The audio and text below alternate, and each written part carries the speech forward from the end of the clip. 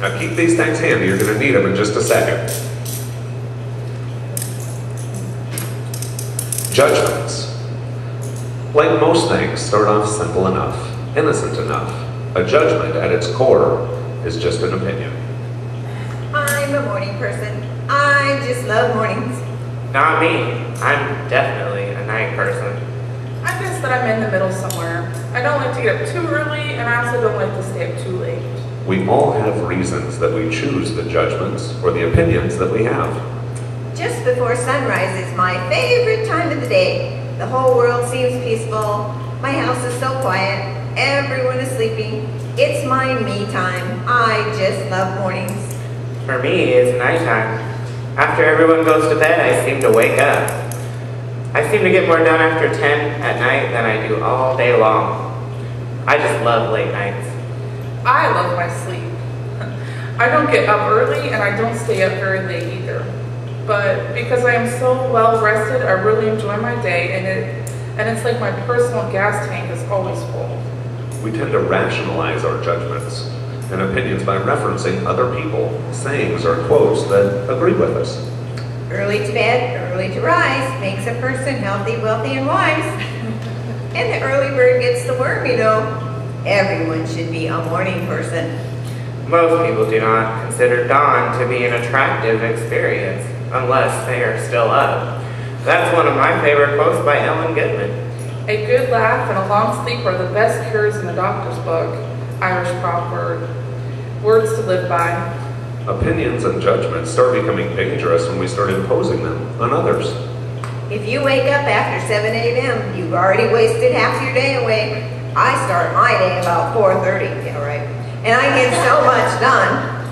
4:30? That's about the time I go to sleep. Only senior citizens and boring people go to bed before 1 a.m. Nighttime is the right time for, well, almost anything. You are both wrong. A body requires plenty of rest. They say that your body needs plenty of rest that will keep you healthy. Contrary to popular belief, judgment isn't actually about being right or wrong. It's just opinions. But I'm right. No, I'm right. No, I'm right. You're all right. Most of us were raised with the mindset that in order for something to be right, something else had to be wrong. Well, if I'm right, what else is there? Exactly. That's what I'm saying. We can all be right without any of us being wrong. That's acceptance, the opposite of judgment. So, being a morning person can be right for me, while being a night person might be right for you. And even though I have no desire to be a morning person, I can honor the fact that it works for you. And I can admit that the amount of sleep that each person needs can be different, and that's okay too. Exactly.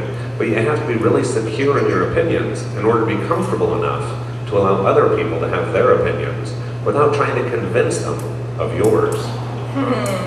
I see. Interesting. It's often easier, almost second nature, for us to try to convince each other that we are right. This is where judgment can become a weapon.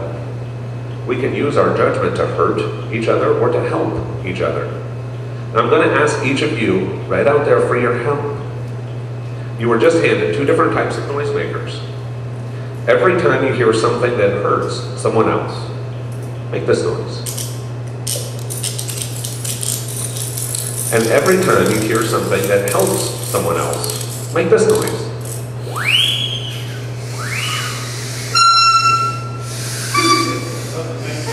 Right on. Mine's broken.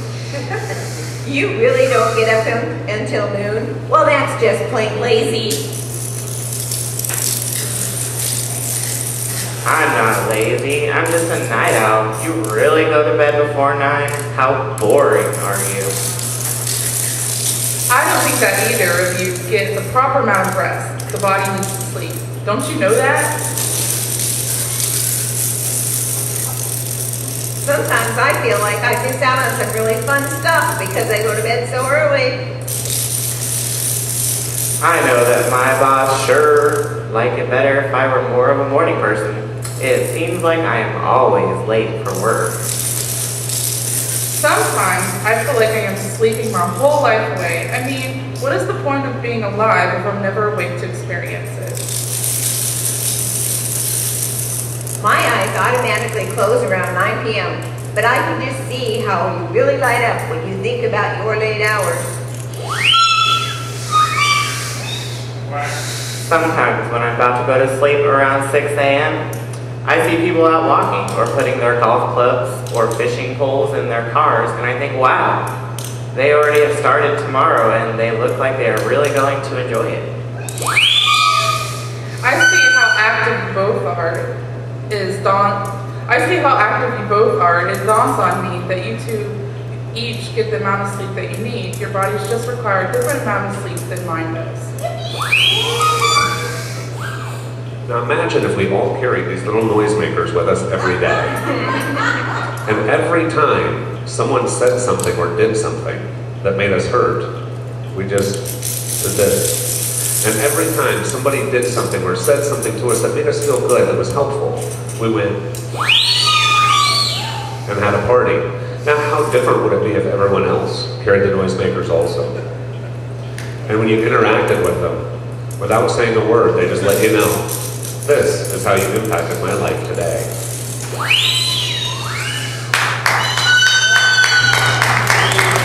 Some of the most profound wisdom on the planet comes in the form of a bumper sticker or a t-shirt. About 10 years ago I saw a t-shirt and on it, it said, if everyone you ever helped rang a bell and everyone you ever hurt beat a drum, what would your life sound like? That was the inspiration for today's skit, was that. What would your life sound like? Now when we look at judgment, we see that judgments are just opinions. They're just opinions. There is no necessarily right or wrong. In my mind, if we're going to overcome something, let's look at where it started. Let's look at where we got this idea in our heads to begin with. Because then we can see if it still makes sense to us or not. Around Thanksgiving time, my mom shared a joke with me that I shared with everybody, but there was a gal getting ready to make her Thanksgiving Day turkey, and she cut the legs off the turkey before putting it in the oven. And her friend said, why do you do that? She said, well, I don't know, my mom did. So why'd she do it? She said, I don't know, let's give her a call. So she said, Mom, why'd you always cut the legs off the Thanksgiving turkey before putting it in the oven? And she said, well, I don't know, my mom always did. Said, well, why'd she do it? Well, I don't know, let's go ask her. So they cruised over to Grandma's house. I said, Grandma, why did you always cut the legs off the turkey before putting it in the oven?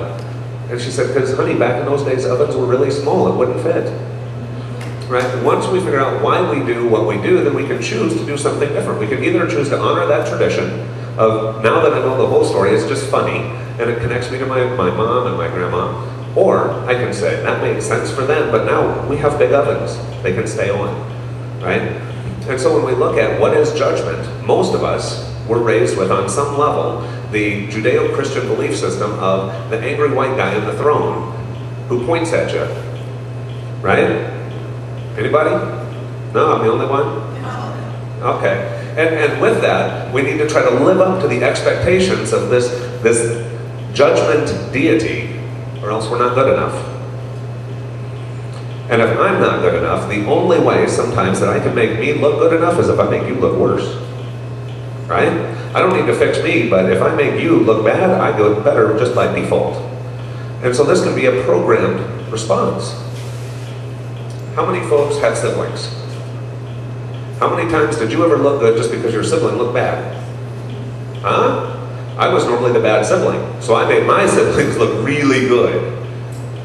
It didn't matter if my siblings got this grade or that grade, because I was the one that was disrupting class and was talking and passing notes and not applying myself and all these things. So they just had to go on autopilot, and they looked really good by default, right? Now, how many folks have heard the expression, judge not lest you be judged? Most of the time, you hear it from behind one of these, where somebody who talks a little different. Judge not lest you be judged, saith the Lord. Now let me give you a different interpretation of that from a metaphysical or spiritual perspective. Most people interpret judge not lest you be judged Meaning, if I judge you, he'll judge me. Maybe. I believe that what God was saying was something very different. Judge not, lest you be judged. Meaning, if I judge you for being overweight, it's probably not going to be too long until I draw that experience to myself and I get to experience what it was that I judged you for. If I judge you for not acting quickly enough, I will often draw to myself experience after experience where I don't act quite quickly enough and I miss the bus, so that I can end up judging myself by the same yardstick that I judged you. Think about that for a second, that it's not an angry white guy on a throne yelling at you, but a God that loves you enough to say, I don't judge you, I'll let you do that. You do a better job of it than I do. A lot of people wonder, what happens when I die? Is there purgatory? Is there judgment? Now, I'm not saying that I have all the answers, but I'll tell you the result of my study. I'll give you the same information to work out that I do and let you draw your own conclusion. Being born very gifted, very spiritually gifted, psychic and healer and these things, and raised very Christian, I didn't really fit into both worlds, and so that caused me to do a great deal of study and exploration. Now, how many people have heard of a past life or a past life regression, right? And so you can go back into that memory that your soul has in a different body. Well, I thought many years ago, after walking people through about 2,500 past life regressions, that there's got to be something to it. I'm kind of thick like that. Took me about 2,500 folks for it to really sink in. But then I thought, ooh, brainstorm. If my soul remembers being in other bodies in other lifetimes, then my soul knows what happened in between that lifetime ending and this one beginning. So rather than stopping the regression at the end of that lifetime, let's follow it all the way through to where it entered the next one. All the great religions in the world try to answer the questions, what happens when you die? I say, if we already have the answers, again, t-shirt knowledge, t-shirt wisdom. I once saw a t-shirt that said, every answer I will ever need is contained within this t-shirt. Right? If I already have the answer, then let's go find it.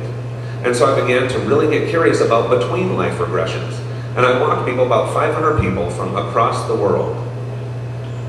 Every race, religion, nationality, sexual orientation, you name it, anything that I could find that made us quote-unquote different. I wanted to talk to those people, and I wanted to give them a regression, and then I wanted to give them a between-life regression and see what happened. Coming from the standpoint that, I heard as a kid, a billion Chinamen can't be wrong. If there is a common theme that we all have, if we all have a piece of that puzzle, then what does that puzzle look like when we put more of the pieces together? Regardless of what people thought they would see, from a Native American, an Islamic, a Christian, a Buddhist, a spiritualist, an atheist perspective, regardless of the perspective that people expected to see, about 95% of the people had a common experience. And that common experience was, one, that it was layers. It was layers. You ask someone, what is it like to be born?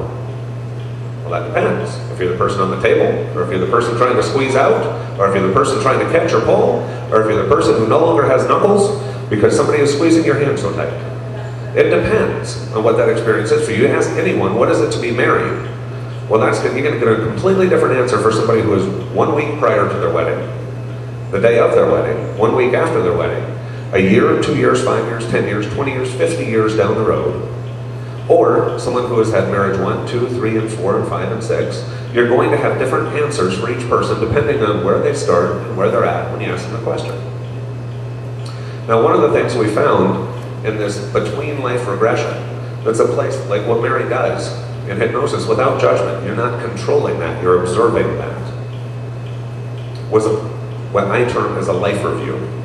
And in that life review, we get to feel how we made each person we came in contact with in this incarnation, how we made them feel.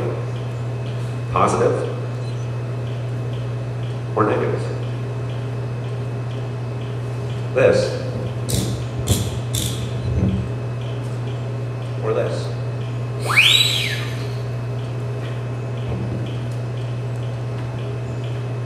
Think about that for just a second. Look back on your life. When people come in contact with you, do they leave smiling? Do they leave lighter? Or do they leave with a life sucked out of them? Do they leave with a heaviness or a judgment? How do you think that maybe you make other people feel just because they spent a little time with you? When somebody calls you and says, I just need somebody to talk to, do you let them talk? Or do you let them get 3 words out so that you know exactly what they're going to be referring to, and spend the next 45 minutes telling them exactly what they should think and what they should do and how they should do it? I had a really good friend that says, I won't should on you if you don't should on me. Right? Should is the area of judgment. When instead of looking at, I need to live this life this way, because otherwise the angry big white guy is going to squish me or smite me or cast me away, we look at a God that says, judgment, huh? Learning, huh? I got an answer for that. Karma. Karma is the answer to judgment. Right? Because that which I judge, I will draw to my experience being judged by. We watch this happen in past life regressions, past life after past life. Someone who was persecuted because of a particular race or religion or a color or creed or gender oftentimes will come back the next lifetime to experience that very thing that they judged. Judge not, lest you be judged. And so when we think about it from that perspective, our judgment can be a help or a hurt. And after all, it's just an opinion anyway. And there's nothing that says my opinion is any better or worse than your opinion. We're all entitled to our opinions, right? When somebody once said their opinions are like belly buttons, everybody's got one, and most of them don't smell so good, right? Only 2 people on the planet never had a belly button. Adam and Eve. That was supposed to be fun. But folks can get serious when we talk about stuff like judgment. We talk about that, and we look at it. There was a motivational speaker who talked about, was having a conference for a auditorium full of busy executives, and said, I will give you a way to get 60% of your day back. 60%. Think about it. Think about how much stuff you try to do throughout the course of the day. How much you try to get done and how much you don't get done because stuff happens. He said, if I could give you 60% of your day back, starting right now, would you take it? And everybody was like, yeah. He said, cool. Stop trying to convince anyone of anything. When someone says, my elbow hurts, say, that sucks. If they say, can you help? Oh, you bet, come here. But rather than somebody telling you something and you telling them the solution, or you giving them your opinion, or you trying to convince them of anything, is acceptance. The opposite of judgment is acceptance. I'm really excited about this. Right, oh, I'm happy for you. Oh, I don't know how I'm going to get through this really sucks. Yeah, it does. Dude, my heart goes out to you. Oftentimes, when we're telling somebody something that's going on in our life, do we want them to fix it? No. We want them to listen. To actually listen. And the only reason that most of us don't listen when we choose to not listen is because our brains are working overtime with how we're going to answer them, with how we're going to solve it for them, with how we can impart or impose our judgment, our own set of standards or morals or beliefs onto what they're going through or what they're trying to accomplish. When we give up the need to try to convince anyone or even to try to help from a standpoint of help has not been asked for, most of the time we go through stuff, we just want someone to listen. We say, I'm right there with you. Or to ask, what can I do to help? Nothing, I just need a sounding board. Right on, we're both off the hook. Boy, that just saved us about an hour and a half, didn't it? And you're not pissed and I'm not exhausted. Woohoo, win-win. And it's simply releasing that judgment. Now I want you to think about your day, the rest of today, with these 2 simple tools. On one is written help, on the other is written hurt. Now think about your week. Think about your week, your upcoming week, this one we're about to live, or your next month. Do you want 60% of your day back? Do you want your relationships to have a better quality than they used to have? Now, if, in the old way of thinking, the Judeo-Christian belief system, if the angry white guy on the throne who casts judgments is my God, and I want to be like God, then I need to go be this. Right? Doesn't work out so good. Or it does till it doesn't. But if over here we say, God says, you're so good at judging yourself, I'm going to let you do it. And if you don't get it done, we'll implement this little thing called karma, so you can figure it out. But my job's not to judge you. My job's to love you. When we went through Mary's exercise, when you get to walk in someone else's shoes, and you get to see that other person from God's perspective. If your vision was anything like mine, when you were in God's perspective, looking at that person, and she said, how does God perceive that person?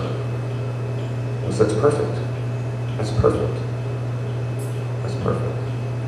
Not judgment, not hellfire and brimnation, just brimstone. Just be perfect.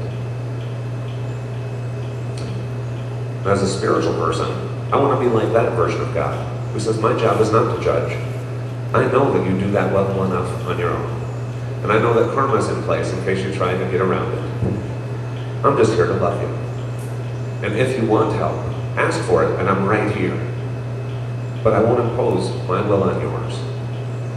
God gave free will, and as God can't interfere with it, I choose not to either. Instead, I just open my heart and say, what do you need? Do you need someone to listen? I'd like to listen. Would you like some guidance? I'd be happy to give it.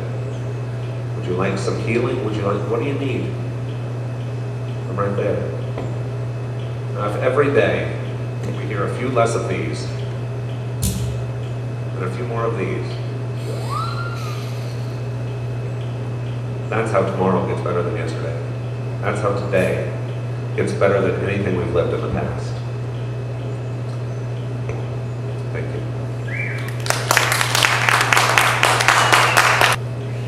They were at the dollar store, man. What can I tell you? It's really cool just to sit and think of how those sounds would be in your head. If you took an overview of your whole life, what sound would be most prominent in your mind's eye? And which sound do you want to be more prominent? You know? And nobody gets the answer but you. Nobody knows what you hear in your head. More whistles or more clickers. And it's not even about judging yourself. It's simply about looking at it and saying, do I like what I see, or do I want something different? No judgment. Good stuff. Now, this part of the service is about giving and receiving. So if God gave you more than you need, we ask you to share some with Him. But before we give, we're going to energize our gift so it comes back to us tenfold. So we ask you to take your gift. If you're going to give one, we ask you to take your gift in your hand and energize it. Money is just energy. And energy creates more energy. So we ask you to turbocharge it, and if you agree with what's on the screen, we invite you to read it with us. Divine Spirit, bless these gifts. I welcome abundance in my life. Bless and multiply all that I am able to give and all that I am willing to receive. Woohoo! Will you play the Magic Penny song? You'll have so many, they'll roll all over the floor. For love is something if you give it away. Give it away. Give it away. Love is something if you give it away. You end up having more. It's just like a magic penny, holding tight, and you won't have any. Land it, spend it, and you'll have so many. They'll roll all over the floor. Welcome back up to the front, the Connections Choir.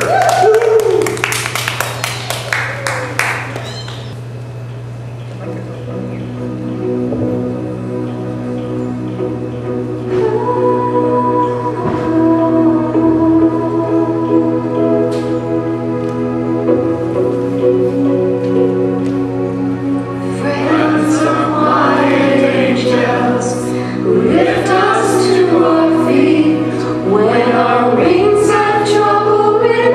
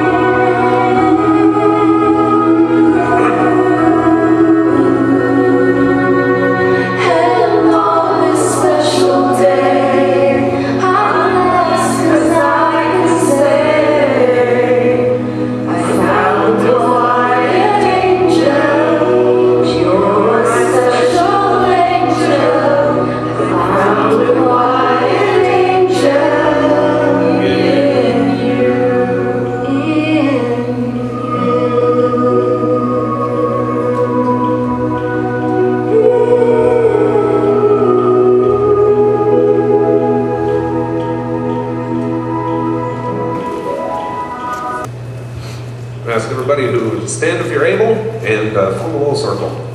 Just reminds us we're all connected. Ask you to join me in a closing prayer. Divine Spirit, thank you. Thank you for a great day, a great group of people, an incredible meditation, great music, and a message that made us look at things a little different, a skit that allowed us to see things from someone else's point of view. Thank you for touching a truth within us, for giving us back 60% of our day, while simultaneously strengthening our connection to you, to each other, and without effort, making today better than yesterday was, because we see things a little different, and we act on those thoughts. Thank you. Thank you for instilling within us the ability for thoughts to create things, for actions to follow thoughts. Help us to be kinder to ourselves.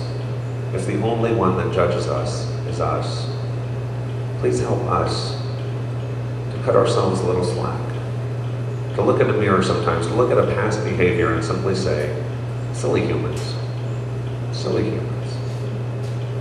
I didn't know them, but I'm getting it.